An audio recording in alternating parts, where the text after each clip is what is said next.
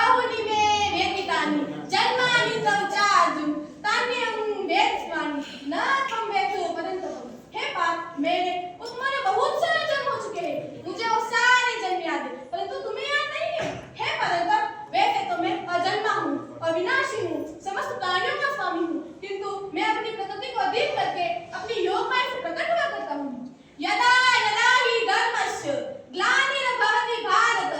अभ्युत्थानमधर्मस्य तदात्मानं सृजाम्यहम् परित्राणाय साधूनां विनाशाय च दुष्कृतां धर्म संस्थापनार्थाय संभवामि युगे युगे। हाँ बात मैं आता हूँ मैं प्रकट होता हूँ जब जब धर्म की हानि होती है तब तब मैं आता हूँ जब जब अधर्म बढ़ता है तब तब मैं आता हूँ मैं सज्जन पुरुषों की रक्षा के लिए आता हूँ मैं दुष्टों का विनाश करने के लिए आता हूँ और मैं धर्म की स्थापना के लिए आता हूँ मैं युग युग में प्रकट हुआ करता हूँ।